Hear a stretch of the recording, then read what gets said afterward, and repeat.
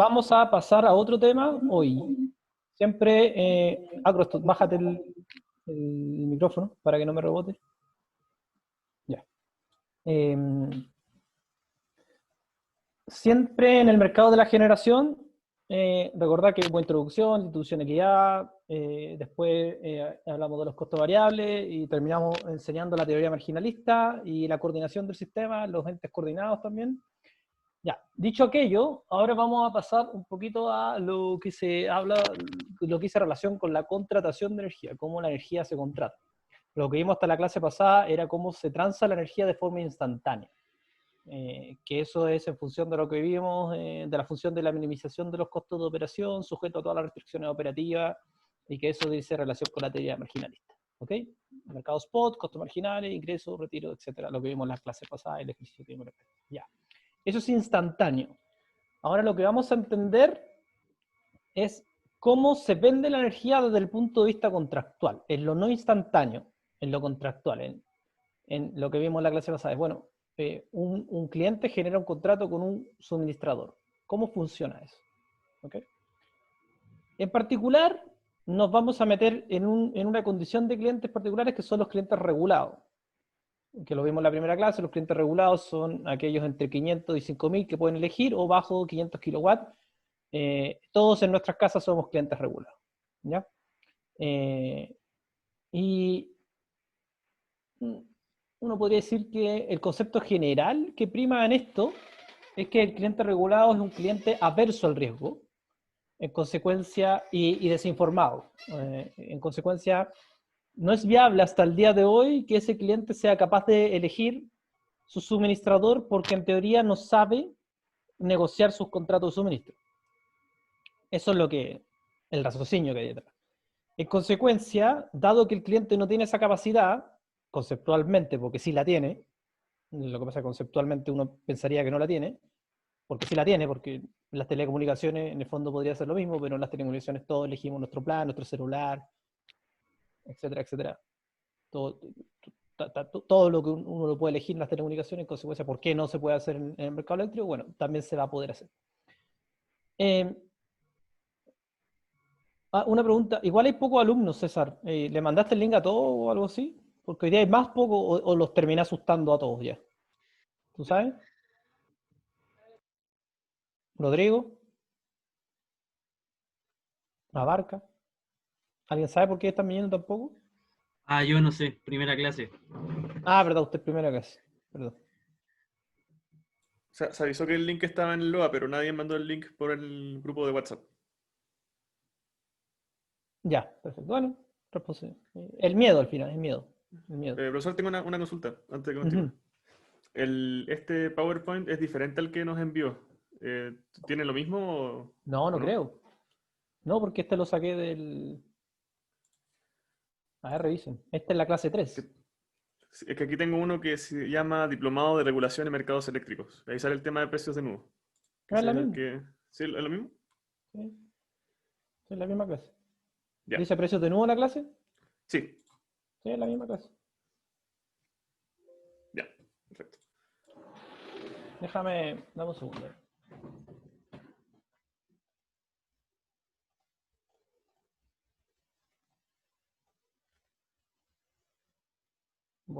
Puede que sea tema actualizada la que tenéis tú.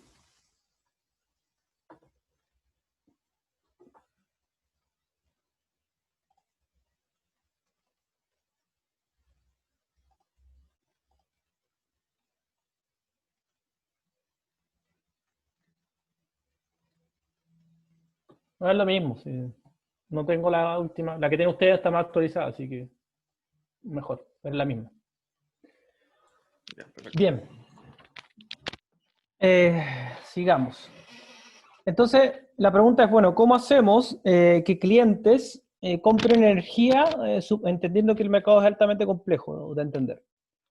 Entonces, en ese supuesto de que el cliente no es capaz de comprar porque es un cliente desinformado, porque es un cliente adverso al riesgo, porque hay asimetrías propias de un mercado tan complejo como el eléctrico, entonces lo que se hace es que se le entrega la potestad a una tercera entidad porque compre esa energía. En este caso, la compra de la energía de los clientes regulados, de los clientes regulados, la hacen las empresas de distribución.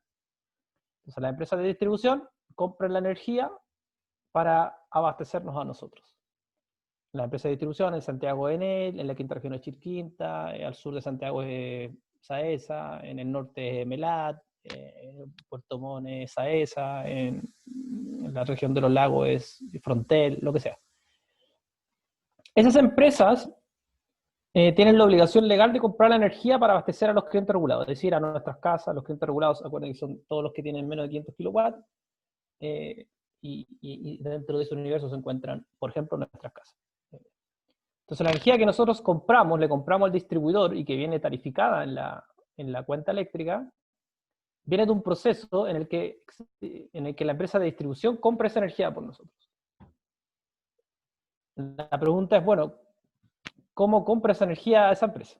Esa es la pregunta. Déjeme ver si no hay nadie en sala de espera. Esa es la pregunta que vamos a responder hoy día. O sea, ¿cómo una empresa de distribución le compra la energía a un generador y después nos traspasa ese precio? ¿Ya? En consecuencia, cuando ese distribuidor le compra la energía al generador, volviendo a la clase anterior, ese distribuidor termina siendo un retiro para el generador al cual le vendió la energía. ¿Ok? Bueno, un poco de repaso. Ese precio al que el generador le vende la energía al distribuidor, todavía no le explico cómo se vende, pero ya le voy a explicar. Ese precio se llama precio de nudo. ¿Ok? Y si uno los abre, está el precio nudo de la energía y el de la potencia. ¿Ya? Y la forma en la que se determina ese precio de nudo tiene un cambio en el 2005 a partir de la ley Corta 2, ya que antes de esa ley, la forma en la que se transaba energía era una, o la forma en la que se contrataba la energía era una, que la voy a explicar ahora, en la primera parte de la clase, y en la segunda parte de la clase le voy a explicar cómo funciona la contratación de energía hoy, en la actualidad, que es en función, le doy un avance en función a procesos de licitación. Súper simple. Hasta ahí, ¿alguna consulta? Yo tengo una consulta, pero más como cultural. Culturicémonos. Dele, a ver. La ley corta, ¿qué cosas ve en general? Cuando uno habla de una ley corta, en general son leyes de 2-3 páginas. A ver, está la Ley General de Servicio Eléctrico, que es un mamotreto un poquito más pequeño que mi libro, pero un mamotreto al final y al cabo. Esa es la Ley General de Servicio Eléctrico. Y sobre esa ley se van haciendo modificaciones. Muchas modificaciones en función a las actualizaciones regulatorias. Entonces, cuando uno habla de una ley nueva, por ejemplo, la ley Corta 1, la ley Corta 2, la ley de RNC, lo que hacen esas leyes es que modifican textos de la Ley General de Servicio Eléctrico. ¿Vale? Ahora, cuando uno habla de una ley corta, es cuando uno habla de una ley que cambió 2 artículos de la Ley General de Servicio Eléctrico. Y que la ley está escrita en 2 páginas, porque fue a cambiar una cuestión muy, muy puntual. No es que no existe tampoco una metodología para decir que es la ley corta o que es una ley larga, ¿no? O sea, es una cuestión más bien de jerga, por decirlo de alguna manera. Claro. Ya, ¿Se entendió? me queda claro, sí. Es que estaba confundido porque el año pasado se hizo una modificación, creo. Esa es la ley corta de distribución. Eso. Esa es el último día de noviembre del 2019, ahí cuando, en plena crisis social. Ahí se hizo la ley corta de distribución. Esa ley corta de distribución cambió 3 cositas: la tasa de rentabilidad de la empresa de distribución, añadió el giro único y la forma en la que se calcula las tarifas, pero así muy, muy, muy puntualmente, una ley de 4 o 5 páginas, no es más que eso. Ahora, cuando tú tienes una ley estructural, estamos hablando de una ley de 20, 30 páginas, entonces esa ley ya cambia una parte de estructural de la ley general y eso ya es mucho más complejo y se demoran varios años de tramitarse. Una ley larga se puede demorar de 2 a 5 años en tramitarse, una ley corta se puede tramitar, como pasó el año pasado, en 5 días. ¿Cachai? Ya me queda claro, gracias. Buenísimo.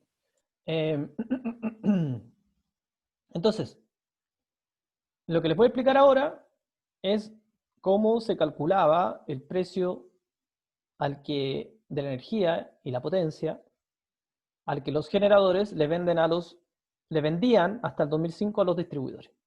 Eso es lo que vamos a ver ahora. Y eso se llamaba precio de nudo de la energía y precio de nudo de la potencia. Ahora, importante, como hubo una ley que cambió ese precio, los precios antes del 2005 se llaman precios nudos de corto plazo. Y después del 2005 se llaman precios nudos de largo plazo. Eso es un tema de apellido, ¿no? ¿Ya? Para que vayan, así me encanta enredarlo, así que ahora los voy a seguir enredando. Ya.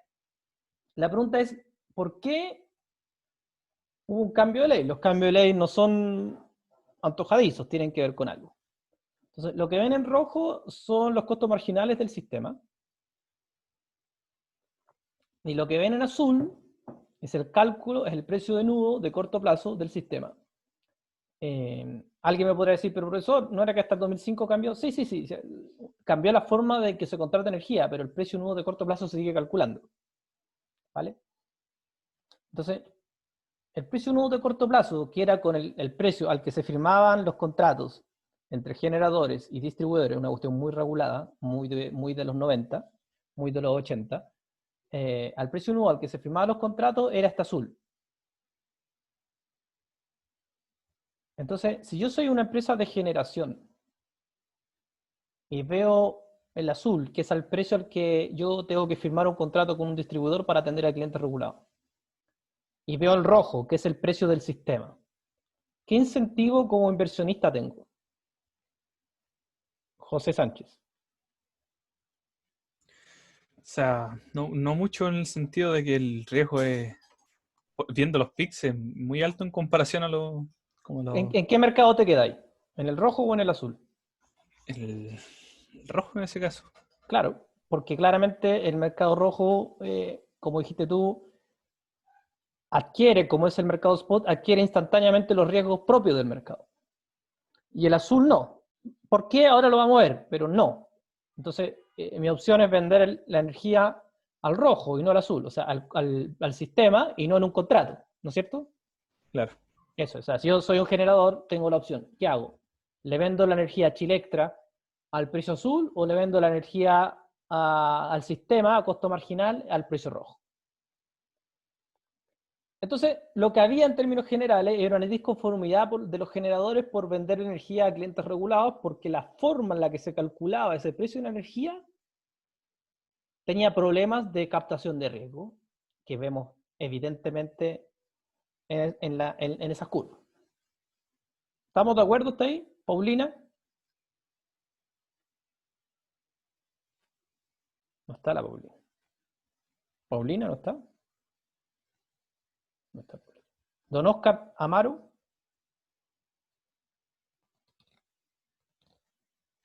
Así no va. Bien, entonces no había interés por los inversionistas por hacer contratos con empresas de distribución. Porque el precio de partida no venía de un proceso competitivo, sino que venía de un periodo, de una metodología que les voy a explicar ahora, que era calculada por la Comisión Nacional de Energía cada 6 meses y que no existía en ninguna maniobra competitiva ni de negociación. Ese era un precio fijado por el Estado, al final, en una de sus tantas versiones, en este caso la Comisión Nacional de Energía. Entonces, en ese contexto, dijeron, bueno, acá más encima tuvimos las dos crisis, digamos, de sequía, después tuvimos todo el problema con Argentina, entonces, bueno, ¿qué pasó? Los inversionistas dijeron, flaco, un poco al ministerio, yo en verdad en estas condiciones no invierto en este país, porque no tengo ningún escenario en el que yo pueda competir por ganarme un contrato interesante. Entonces, ¿para qué voy a invertir en grandes centrales o en pequeñas centrales o en lo que quieran que sean tipos de centrales que quieran invertir en tu país? ¿Por qué lo voy a hacer si no hay los incentivos financieros para invertir en ese país? No hay certeza regulatoria. No hay un proceso debido de competencia para poder adjudicarme yo como inversionista un contrato.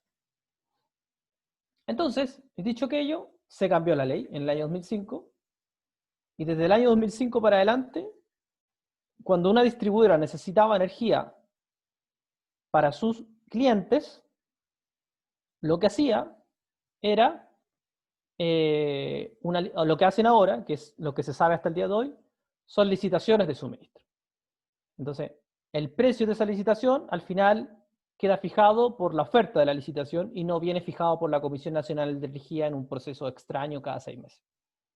Entonces pasamos de un proceso altamente concentrado, estatal, podríamos incluso decirlo, a un mercado altamente competitivo, porque no hay nada más que competitivo que una licitación, altamente competitivo, y por el cual gracias a esa modificación regulatoria, y acá es una cuestión que siempre he dicho yo, acá no hay que obligar ni subir los impuestos, ni quitarle plata a nadie, acá los incentivos, si se ponen adecuadamente, se fomentan los negocios y se fomentan los mercados. Acá nadie obligó a nadie a firmar nada. Lo único que se hizo fue cambiar una metodología de contratación de energía, y hoy día Chile es uno de los 3 países con mayor desarrollo renovable del mundo. Solamente por ajustar un par de tuercas al modelo de contratación en este caso. No había que hacer ningún escándalo adicional, ni obligar a nadie a firmar nada. Ni poner sobreimpuestos, ni nada loco. ¿Preguntas hasta ahí?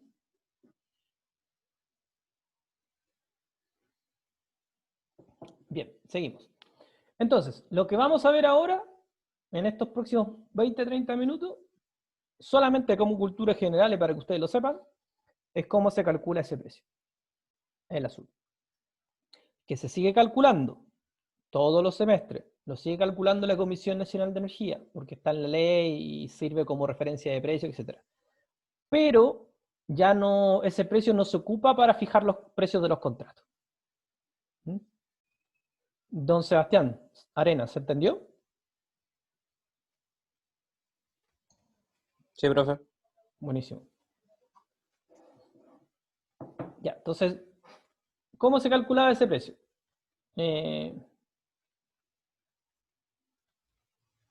La ley dice que el precio básico de la energía se calcula como el promedio de los costos marginales de la energía en el tiempo. Entonces, la pregunta es, bueno, ¿cómo los precios calculados conforme a las estableciciones deberán reflejar promedio en el tiempo de los marginales de suministro a nivel de generación, artículo 159, transporte para usuarios permanentes? Oh, no llame a esta persona, qué terrible. Se me fue. Estos precios estarán sujetos a fluctuaciones que derivan de la situación, ya, en fin. Como ingeniero eléctrico, especialista en mercado eléctrico, soy capaz de calcular los costos marginales del sistema hacia el futuro. Si ya el ejercicio que hicimos la clase pasada se nos fue en collera y eran 4 barras y era una hidrología y un escenario. Es altamente complejo, de hecho es imposible, no se puede. Entonces, lo que se hace es que hay softwares diseñados eléctricos, 4 o 5 en el mercado, que simulan todas las posibles condiciones de operación del sistema de acá a largo plazo, a los próximos 4 años. Entonces, ese software uno le mete la demanda del sistema, las centrales, las obras de transmisión que hay, hidrología, precio de los combustibles, tipos de falla, etc. Y ese software simula para los próximos meses todos los posibles escenarios de despacho económico de carga, y para cada escenario determina los costos marginales del sistema. Solamente un dato: ese software en correr se demora un día, para que ustedes sepan, aproximadamente. A mí me tocó correrlo cuando trabajaba en el coordinador, y era joven aún. Yo no lo dejaba corriendo, te iba y volvía, y te lo dejaba corriendo el viernes a las 2 de la tarde, te iba y volvía el lunes, y el lunes estaba la salida. Y era terrible cuando no corría bien, porque perdía 2 días. Y ese software es el que saca, digamos, es lo que hace lo que hicimos en la clase pasada, pero para el sistema entero, eléctrico, por 20 años. Entonces calcula todo el escenario.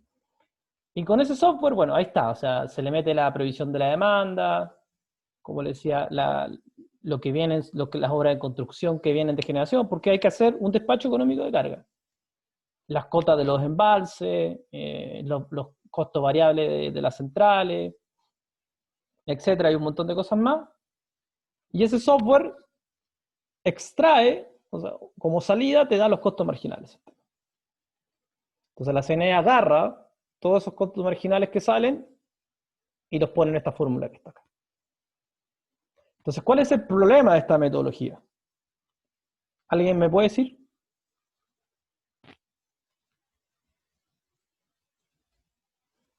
Don Roberto Moya.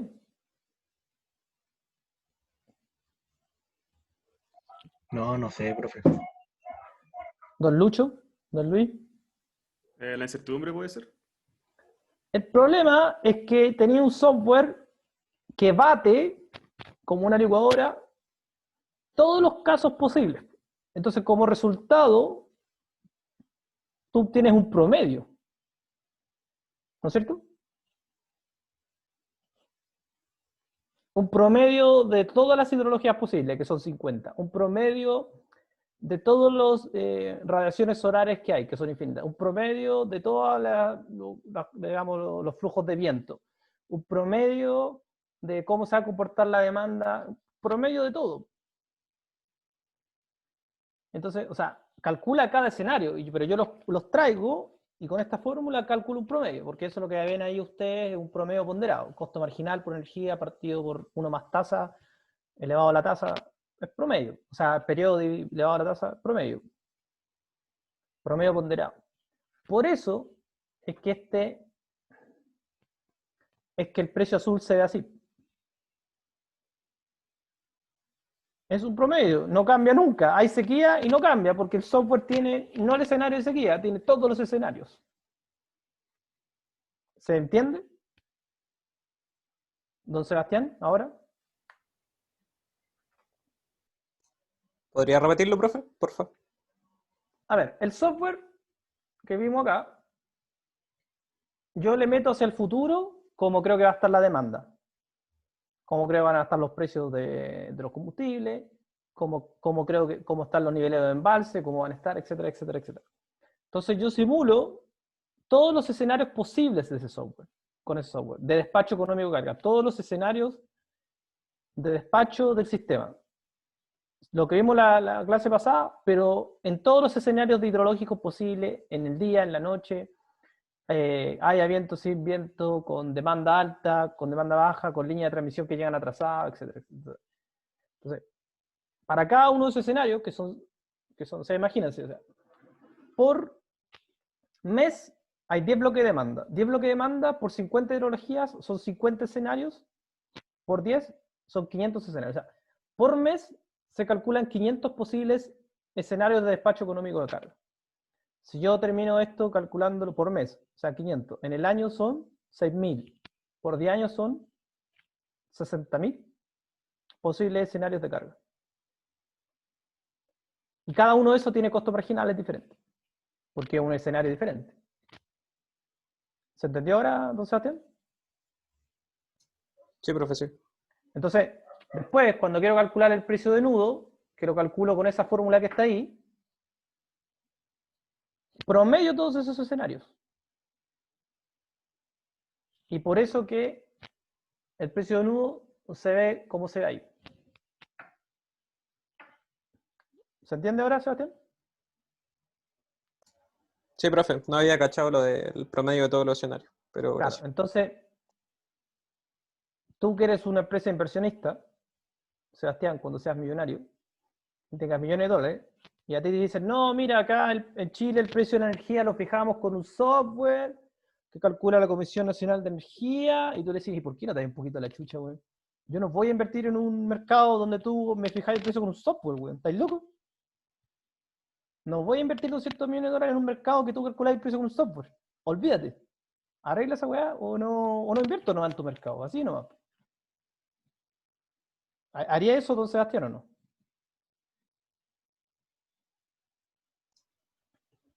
Yo creo que sí. O sea, usted invertiría, si usted tiene plata, usted invierte le pone plata a algo que no puede controlar. Ah, no, me refería a mandarlo. Haría Claro. un escándalo como ese.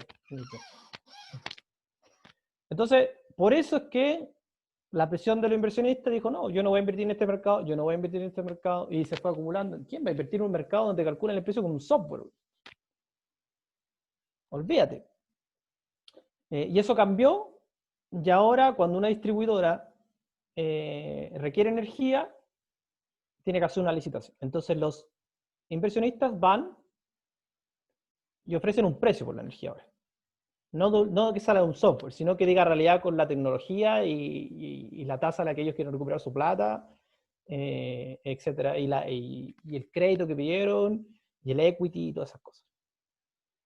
Y el que mejor le va, o sea, el que mejor puede ofertar, es el que gana la licitación. Así funciona ahí. ¿Se entendió, don Seba?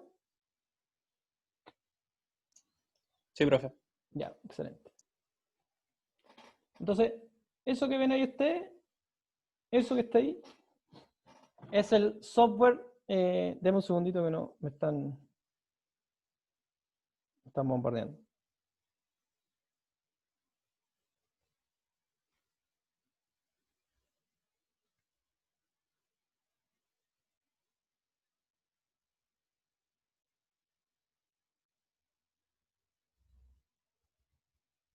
Disculpe.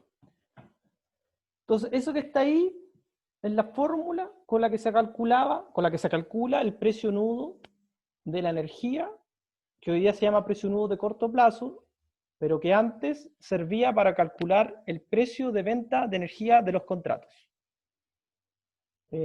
Oscar, ¿estás? Amaro.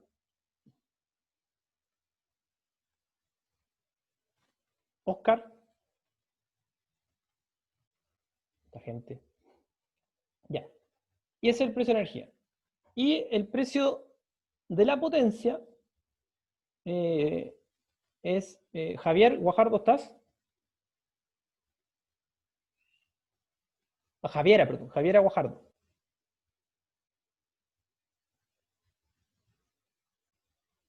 Tampoco. Y el precio de la potencia, cuando uno paga potencia, lo que paga es instalación. Entonces, el precio de la potencia, lo que refleja, no es, a ver, de nuevo, la energía, o el costo marginal de la energía es cuánto le cuesta al sistema generar la siguiente unidad de energía. El de la potencia es cuánto le cuesta al sistema instalar una unidad más de potencia. Entonces, lo que ustedes ven acá, que es el precio de la potencia, que no ha cambiado en el tiempo y no va a cambiar. Lo que ven acá, que el precio de la potencia es eso, el costo unitario de instalar un mega más en el sistema. Entonces, por eso que es el costo de una turbina gas por el factor de recuperación, más la subestación que requiere esa turbina gas por el factor de recuperación de capital, más la línea de transmisión que requiere esa central, etc. Entonces, el costo de la potencia, lo que uno paga cuando paga potencia, es el costo de instalar un megawatt hora, un megawatt solamente, no megawatt hora, un megawatt más en el sistema. Y eso es. No es más que eso. Cuando uno paga potencia, lo que paga es instalación. Entonces es la inversión de instalar un mega más en el sistema. ¿Qué sería eso? Y finalmente, lo que ven ahí es la tablita de precios de nudo de energía y potencia. Precio potencia, precio energía. Del sistema eléctrico.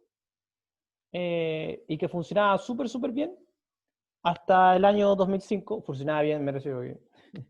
Funcionaba bien. Hasta el año 2005. Fíjense que acá aparecen los factores de penalización de los que conversamos en la clase pasada. Entonces, se fija el precio en una barra y con los factores de penalización se lleva a todas las otras barras. Y el precio de la energía y la potencia. Esta no sé de qué año, abril 2011, súper vieja. Y ese precio era el que se usaba, como en un semestre, ese precio era el que se usaba para fijar los precios de los contratos de los distribuidores con los generadores. ¿Preguntas hasta ahí? Tengo una duda. Dime. Cuando se habla del precio en potencia y energía, ¿es precio de potencia y energía cuando se hacen las licitaciones o de potencia o energía? ¿En una licitación? Sí. En una licitación solamente se licita por energía, la potencia que se fija. Para ¿Y todos por la, igual. y la potencia quién lo paga, por así decirlo? No. En el fondo, la potencia tú no la puedes ofertar porque te la fijan. Tú vas a cobrar por potencia esto. Por energía tú dime cuál es tu oferta. Ah, ya. O sea, ¿por qué? Porque la potencia uno paga seguridad. Entonces con la seguridad no se juega. Tú no podías ofertar la seguridad. ¿Cachai? Ujú. Entonces están las dos cosas involucradas por ejemplo, en un contrato. O sea, se pueden involucrar muchas más, por ejemplo, hasta los servicios complementarios, o sea, en un contrato. En general, esto es lo mínimo que tú deberías tener en un contrato, el precio de la potencia y el precio de la energía, ¿vale? Y en el precio de la potencia, por lo general, lo que se hace en todos los contratos, el 90% de los contratos del sistema, es que se fija el precio de la potencia en función de lo que calcule la Comisión Nacional de Energía. Pero hoy día el precio de la energía se licita. Y por lo tanto, este que está acá, hoy día vale callampa. No se ocupa. Ya. Ya, gracias. Perfecto. ¿Consultas? ¿No?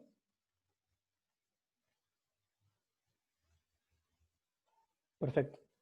Ya, nos vamos a tomar 10 minutos para descansar. Volvemos Profe, a las 8. ¿Sí? Profe, en el tema de las licitaciones, cuando se quiere licitar por un bloque de energía, las distribuidoras, ellas tienen una necesidad, pero me imagino que, no sé, la CNE fija como un precio tope para esa licitación. Ahora lo vamos a ver, en la segunda parte de la Ya. clase.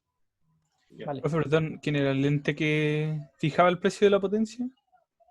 La Comisión Nacional de Energía es la que fija el precio de nudo, semestralmente, Ah, ya. que es lo que vimos recién. Y ahí está el precio de la potencia. Se calcula el precio de la potencia. ¿Vale? Bueno, no se vayan, a ver. Sí.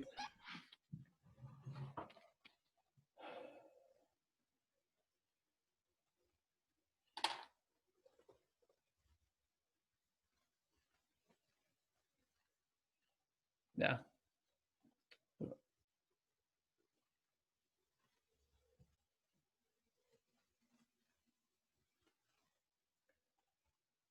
¿Están viendo? ¿O no?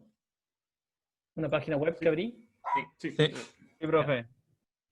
CNE, tarificación, precio nudo de corto plazo. Seleccione proceso. Se dan cuenta que es semestre. Lo calcula cada semestre. Entonces, no sé, primer semestre del 2000. Y acá está todo cómo hizo el cálculo la Comisión Nacional de Energía. Hace un informe preliminar, uno puede enviar observaciones, después si alguien tiene alguno de esos software los puede descargar y hacer las corridas, etcétera, etcétera. Y finalmente termina obteniendo un informe técnico definitivo, que es este que está acá. Y acá está todo lo que le acabo de explicar, está acá. En este informe. Y en este informe, como les decía, ahí está la hidrología. Y en este informe, en algún lado, se fijan los precios de nudo.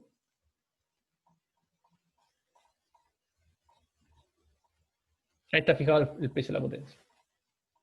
Acá está. Precio de una potencia, precio de una energía. ¿Se entendió?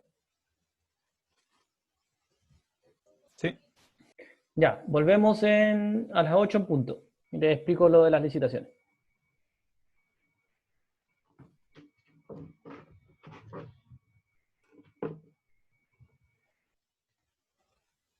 Sí, profesor.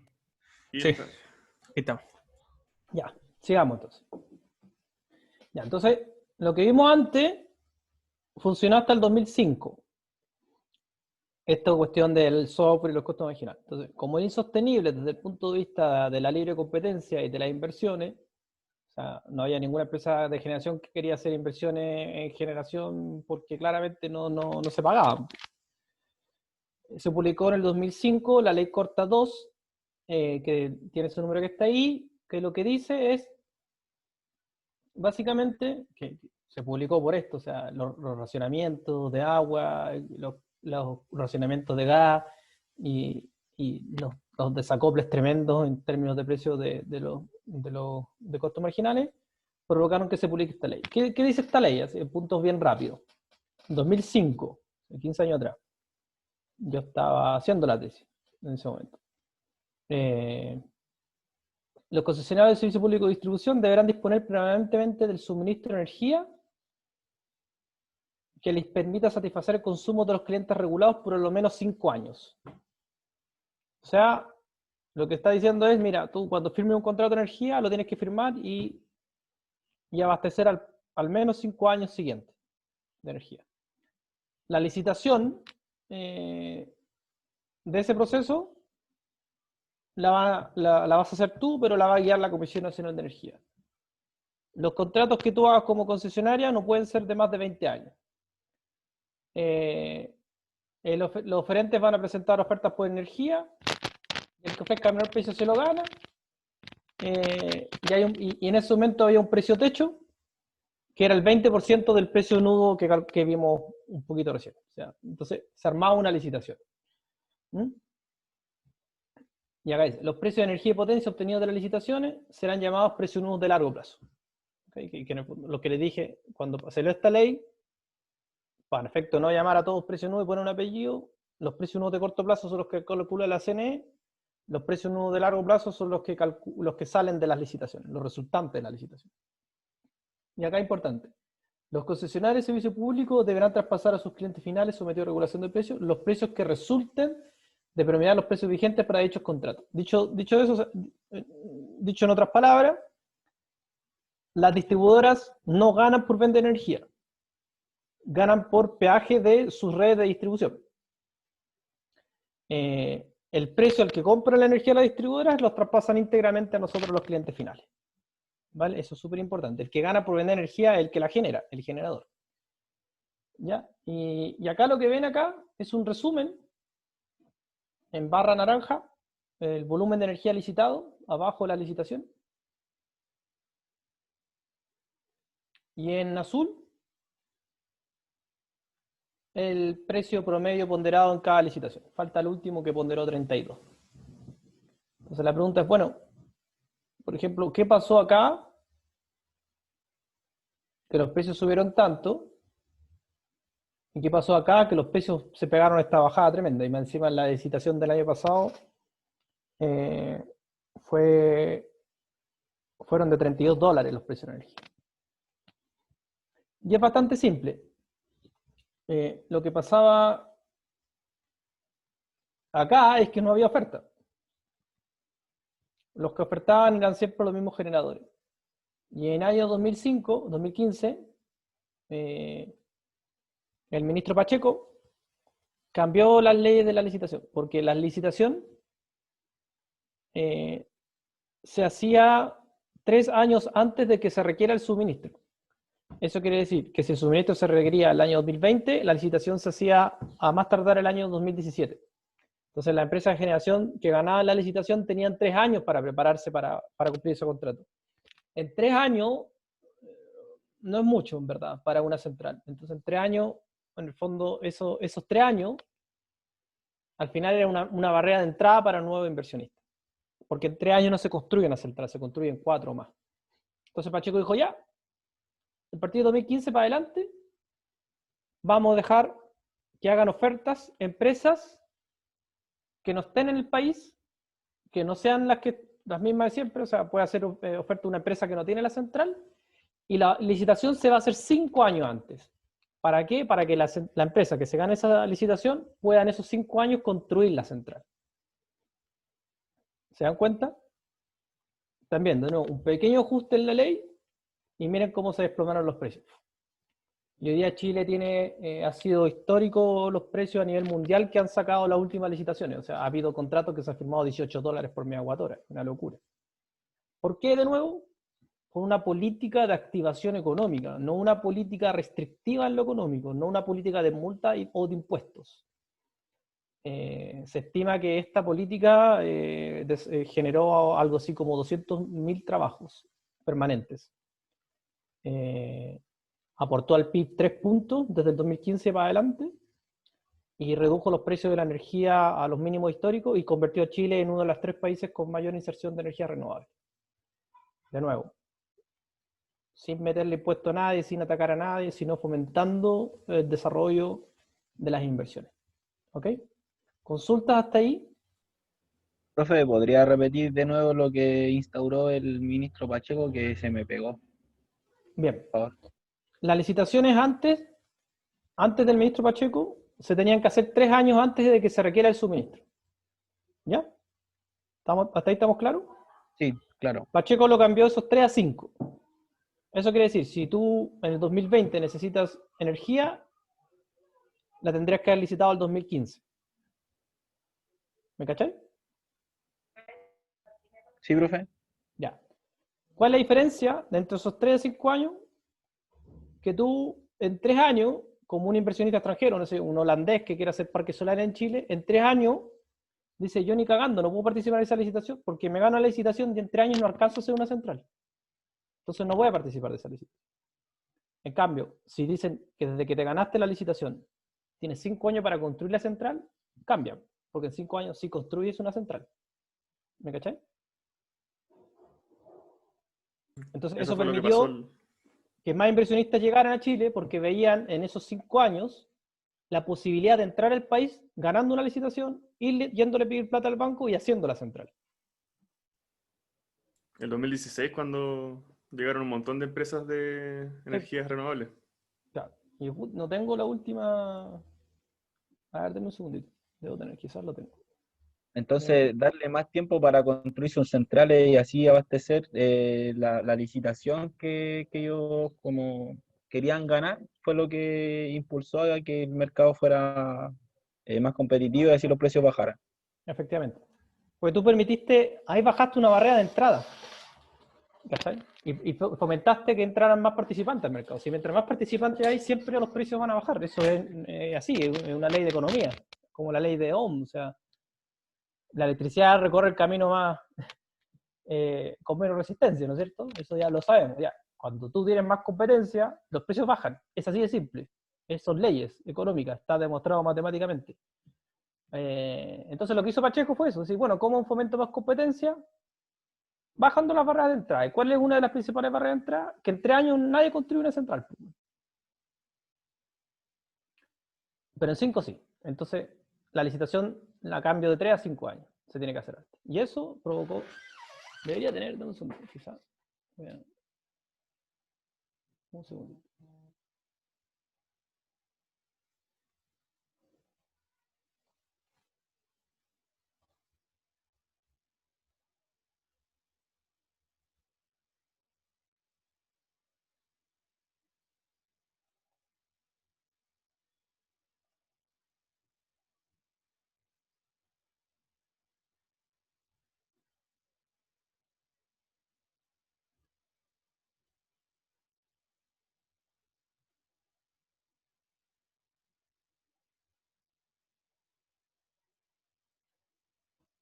Acá debería...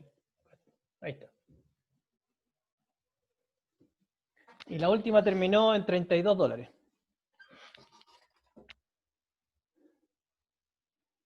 están todas las licitaciones. Y lo que hizo Pacheco fue eso, fue votar una barrera de entrada. Votando una barrera de entrada, hoy día desconcentró el mercado, porque antes del 2013, 2015, el 80% del mercado estaba en 3 empresas, hoy día el 60%, o sea, bajó. Y hoy día tenemos el desarrollo solar y eólico más grande del planeta. O sea, no hay nadie que esté generando proyectos en carpeta como nosotros. Profe, ¿y cuál es la tendencia a que se mantengan ese precio o que sigan bajando? A que sigan bajando, ¿no? Sí, pero no tampoco mucho más. O sea, la energía nunca se va a regalar. Pues si tú, claro, tú decías energía Pero por solar y ejemplo, de 32 que pase a 30, una cosa así. sí, ya está entrando una asíntota, 25 podrá ser, pero no menos que eso no. Ahora, fíjate que en todo 2017, 4 años atrás, se cerró 5 veces más caro el precio. ¿Te das cuenta? No, sí bajó bastante con solo una Es medida un y ajuste. Es un ajuste. Lo único que hizo Pacheco fue acá de 3 a 5. Esa fue la gracia. Y dejar participar a empresas que no tengan nada construido en Chile. Esa fue la gracia. Hoy acá voy a cambiar este 3, le vamos a poner 5. Y acá donde dice que participarán empresas que estén constituidas en Chile, pongámosle que estén constituidas en Chile o el extranjero. y boom. Insisto, sin hacer protestas, sin quemar a nadie, sin poner sobreimpuestos, sin quitarle nada a nadie, sin expropiar nada. Hoy ya tenemos el país con más inserción renovable en los últimos 10 años. Como le dice, se generan 200.000 empleos, etc. Ahora, repasemos cada una de esas licitaciones.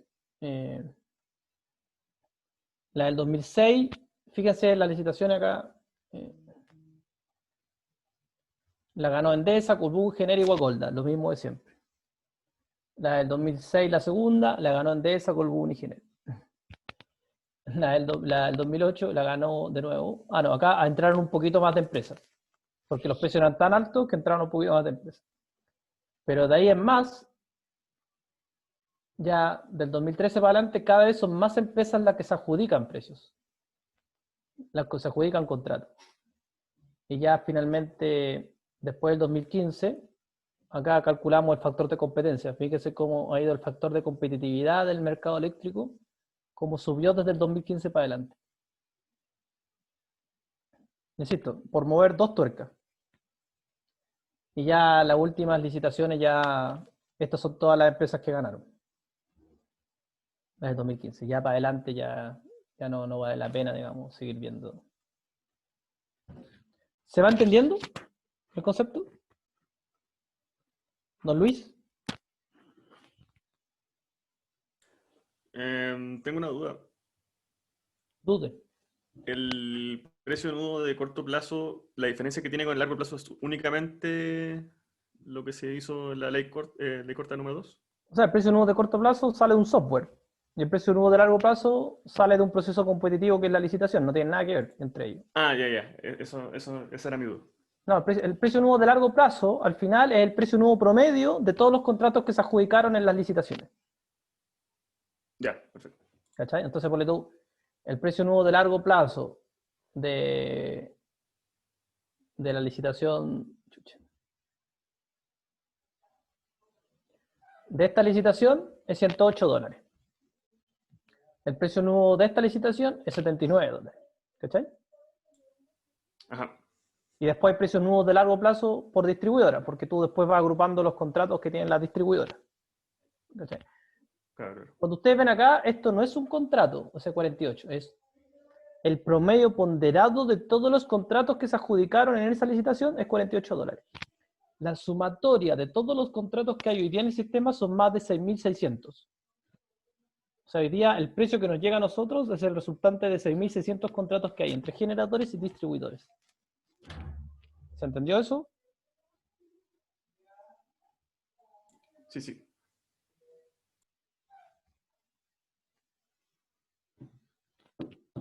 Bien.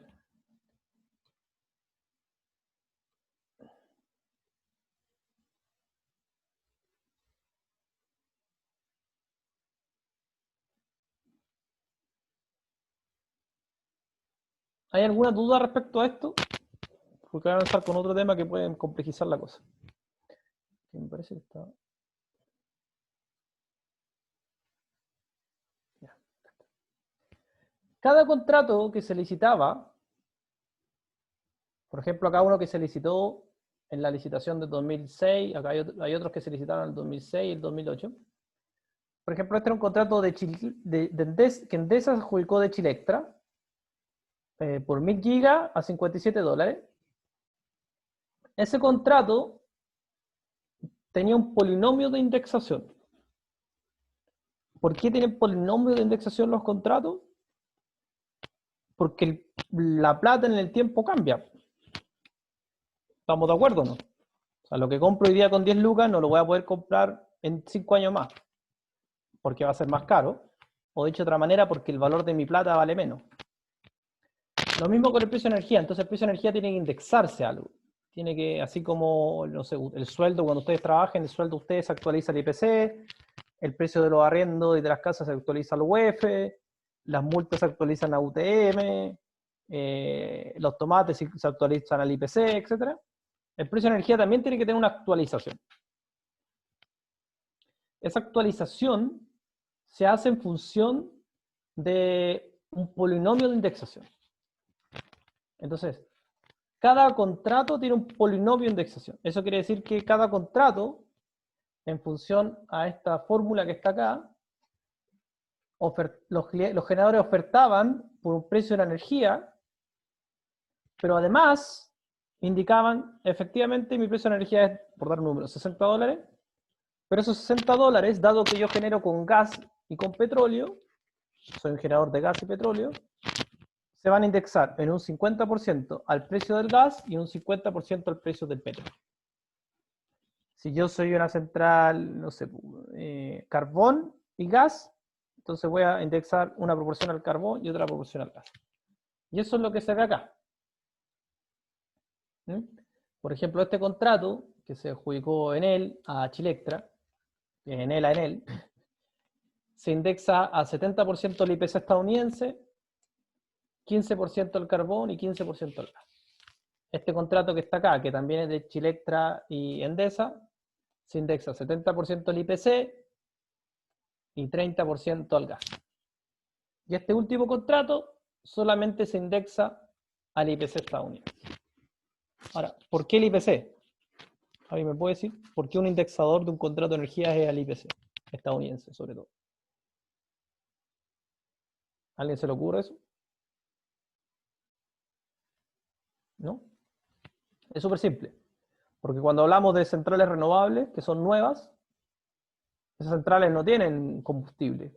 No se puede indexar el precio de la energía al combustible, sino que se indexan a la inversión. Y la inversión, como está en dólares, y generalmente la plata en el extranjero se transa en dólares, y los préstamos son en dólares, entonces los préstamos se indexan al IPC estadounidense. En consecuencia, indexo el precio de la energía al IPC estadounidense. ¿Mm? Bueno, respecto a eso mismo, si nos vamos como al ahí están todos los indexadores que las empresas podían elegir para indexar el precio que se adjudicaban, y lo elegían a su libre albedrío. Entonces, en la primera licitación, que son todos esos contratos que están ahí, así se indexaron. Digamos. Este contrato que Colbún y Saesa, 30% del IPC, 45% del carbón, 25% del diésel. Este contrato de Guacolda con Chilectra, 60% del IPC, 40% del carbón. ¿Se va entendiendo? ¿Alguna duda hasta acá?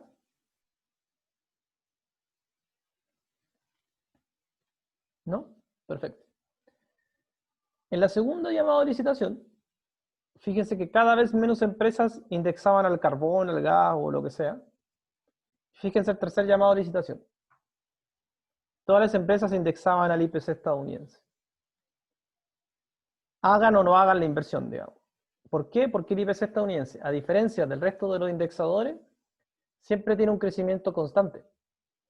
Entonces, indexar al Brent o al diésel, lo que sea, claro, va a variar y me voy a comer mi riesgo en función de mi generación, pero el IPC estadounidense me entrega un incremento de mi precio del 2% anual casi listo, casi siempre. Entonces, el problema que tenemos hoy día, ahí está, hay otra licitación, todo el IPC estadounidense, ¿no?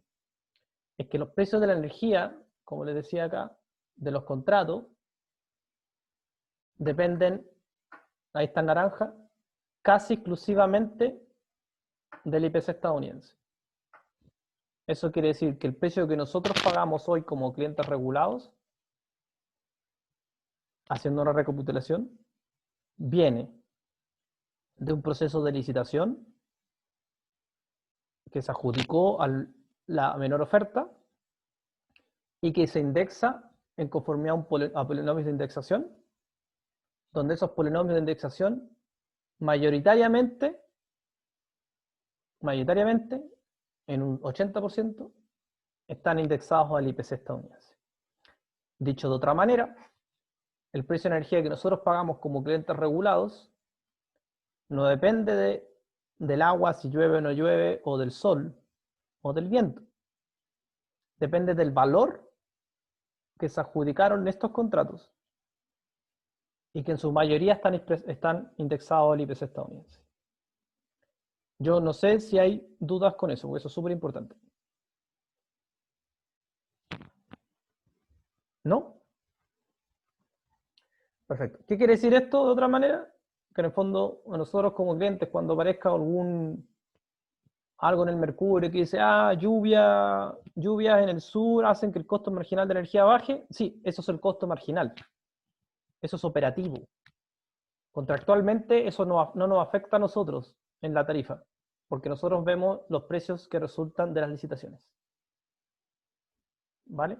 Que son estos que están acá.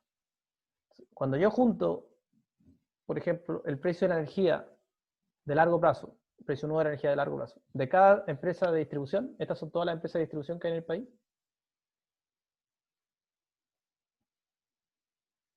el resultado es que cada empresa de distribución tiene todos esos precios que están ahí. Y fíjense que todos los precios están al alza, más allá que algunos sean bajos en otros, pero todos tienen este factor de crecimiento del IPC estadounidense, porque están todos indexados al IPC estadounidense. Entonces, nuestro precio de energía no depende del sol, del agua, no. Depende del precio al que se haya adjudicado ese contrato, esas centrales, esas empresas de generación, y el 80% de esos contratos están indexados al IPC estadounidense. ¿Dudas hasta ahí? Ya, perfecto. Entonces, lo que yo veo acá es el precio nuevo de largo plazo hasta el 2043, porque ya los conozco, porque conozco los contratos, los plazos son largos, conozco los precios, el IPC aparte se mueve como un 2% anual, así que es súper fácil estimar el precio de la energía de los clientes regulados. Entonces, lo que yo veo acá, no sé, pues este que está acá azul, es Luz Osorno. Y este que está acá abajo, el último que está acá abajo, me parece que es Chilextra. O Enel. Entonces, en Enel, en el año 2030, los clientes que estén en Enel van a estar pagando $70 por megawatt hora. Y en ese mismo año, los clientes que estén en Osorno van a estar pagando $130 por megawatt hora. El doble. ¿Por qué? Porque el Luz Osorno, la licitación del Luz Osorno salió extremadamente cara. Se hizo en un mal momento, precios altos. Y Enel, como tiene mayor poder de compra, es más interesante y hay muchos más generadores que optaron por Enel. Ahora, eso es impresentable desde el punto de vista de política social. Ninguna empresa, ningún país podría decir a la señora Juanita Osorno, sí, usted va a tener que pagar $130 por megawatt hora, respecto de la señora Juanita de Santiago que va a pagar 70 por el mismo producto. O sea, en el fondo hicimos una política de Estado como las pelotas. Eso no tiene mucho sentido. Entonces, el artículo 96 ter dice eso que está ahí. Léanlo.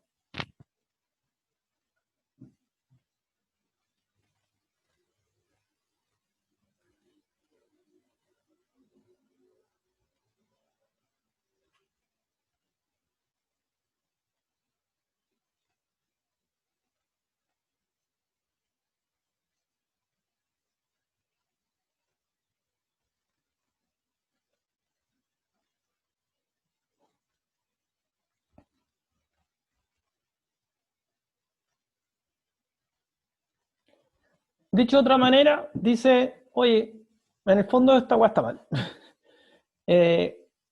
Una vez que ya se hicieron las licitaciones, y si tenemos precios de las licitaciones de largo plazo de una distribuidora que estén por sobre un 5% del precio promedio, entonces esa distribuidora se tiene que ajustar y las distribuidoras que están con precios más abajo tienen que subsidiar esos precios que están arriba. Entonces, de manera que las curvas que están arriba se conviertan en las curvas que están abajo y las señoras Juanitas de todo el país paguen más o menos lo mismo. Tengo una duda con eso. Tengo una Dígame. duda. Cuando se dice subsidiar, ¿a qué se refiere? Como, ¿quién paga el arreglo que se está haciendo? Los clientes, hay un subsidio cruzado entre clientes. O sea, y eso se ve en la tarifa final, se ve en un cargo que se llama AR, ajuste y recargo. Y en ese AR, los clientes de Santiago, por ejemplo, pagamos un poco más para subsidiar a los clientes que están en Osorno, por ejemplo. Y ese AR en los clientes de Osorno es un cargo negativo que se le aplica al precio de energía. Y en Santiago un cargo positivo. ¿Cachai? Ya, ya. De manera de que los clientes que estamos en comunas con precios bajos, subamos el precio que pagamos para que los clientes que están en comunas con precios altos lo bajen. Y queden las curvas como están allá abajo. Como para ecualizar un poco las cosas. Es que sería un escándalo en el fondo que las señoras Juanitas pagaran diferente a lo largo de todo el país. Claro. ¿Mm? Tengo otra consulta. Sí. Considerando lo que está pasando ahora con el dólar, ¿se esperaría que en 5 años más tengamos precios muy altos de energía? La verdad es que hoy día yo no me atrevo a decir nada, pero no, los precios deberían después del 2025 empezar a bajar, como se ve acá.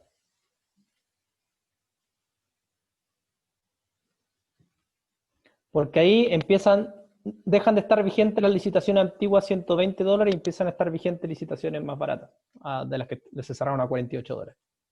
Ah, ya. ¿Ok? Y el precio que vemos nosotros es el promedio de todas las licitaciones activas. Entonces, y por eso que en la medida que vaya bajando, aumentando el plazo, las licitaciones antiguas, estas caras, van a dejar de existir, porque esos contratos se van a terminar. Y cada vez, en el fondo, uno debiese tener precio más bajo porque las licitaciones nuevas son de precio más bajo. Hay otro tema también que lo escuché en una charla que fui, sobre los precios que se fijaron en las licitaciones del 2016, que eran los más bajos, pero por lo que se hizo ahora con el préstamo al... Con el PEC. ¿Qué es el PEC? Precio estabilizado de los clientes. Que en el fondo, como esto venía subiendo, la crisis social dijeron, no, estabilicémoslo. Eso mismo. Entonces, en el fondo, esta alza que está acá, mejor dicho, esta alza que está acá y esta que están acá, la frenaron, mantuvieron el precio y estas alzas las van a meter acá. Entonces, hasta Claro. 2020 no sé cuánto vamos a tener el precio pegado. Entonces, eso implica que lo que se hizo el 2016 nunca lo vamos a ver como clientes, claro. Bueno, efectivamente, o sea, cuando una política de Estado se hace adecuadamente como la que hizo Pacheco, son resultados maravillosos. Cuando una política de Estado se hace corriendo en función a gritos y a piedrazo, sí, pues, o sea, todos los podéis mandar a la cresta, un poco lo que está pasando con la FP hoy día, mandaste a la cresta el sistema de pensiones de 4 millones de personas. Por algo en el fondo se le dice a las personas que ahorren. Se les obliga a las personas a ahorrar, porque naturalmente no ahorrarían. Y hoy día en el fondo las ventas del retail subieron todas porque en el fondo los retiros las personas lo están ocupando para eso y no para el ahorro. Para gastar. Sí, la economía lo hizo súper bien, pero el sistema de pensiones murió, básicamente. Y eso va a afectar en 20 años más. No se hace ninguna política, es buena hacerla A la rápida.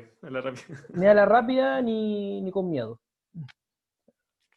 Haga usted una prueba rápido y con miedo, a ver cómo le queda. Una prueba de cálculo avanzado. Le va a ir mal. Entonces, lo que nosotros estamos pagando hoy día es esto, pero efectivamente hay un proceso de PEC que esta zona que está acá la estabilizaron y la van a meter en esta zona que está acá. ¿Eso se le paga a las generadoras o no? Esto todo se le paga a la generadora, efectivamente. Ahí hay un poquito de historia. Y ahí pueden ir... Ahí lo que le decía, lo que me preguntabas tú, el cargo del bando del 5% se llama AR. Entonces, por ejemplo, en Enel Distribución, esa AR es más 4 pesos y más 1. O sea, los clientes de Santiago estamos pagando 5 pesos más por kilowatt-hora que los clientes de otras regiones para finalmente para que todos los clientes tengan un precio más o menos dentro de una banda. Claro. Bueno, y ahí lo otro lo pueden seguir estudiando ustedes. ¿Vale? Eso es lo importante por el día de hoy. En la próxima clase vamos a ver regulación de energías renovables no convencionales. No sé si hay más consultas.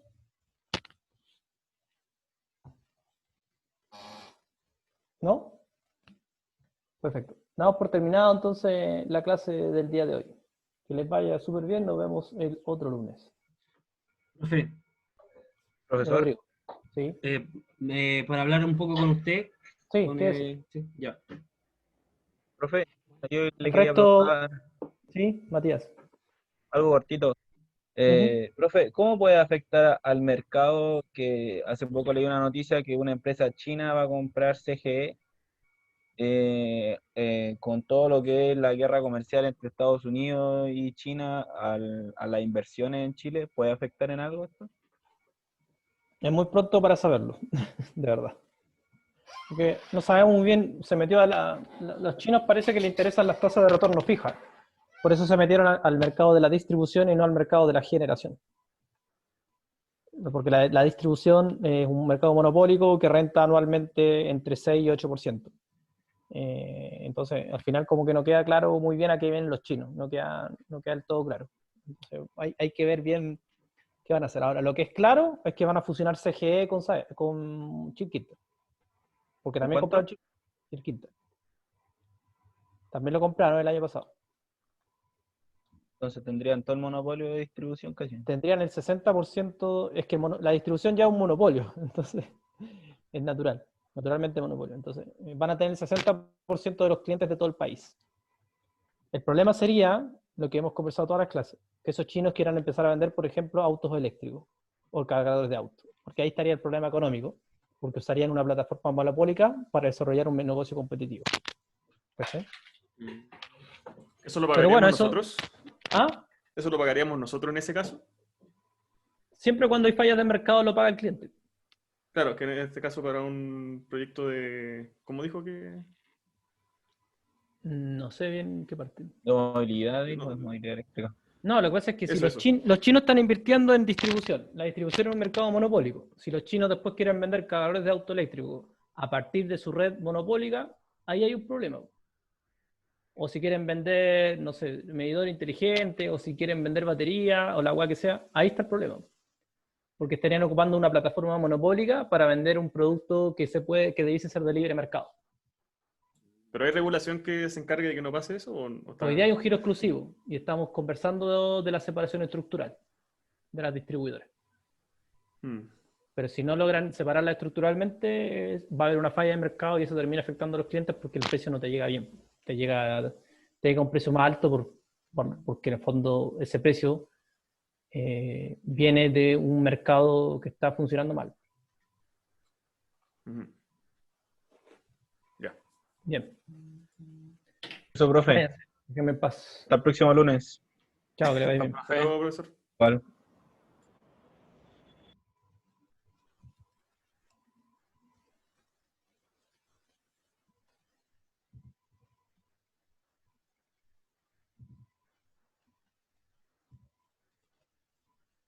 Rodrigo, La profe. cuénteme. Nada, quería preguntar un poco como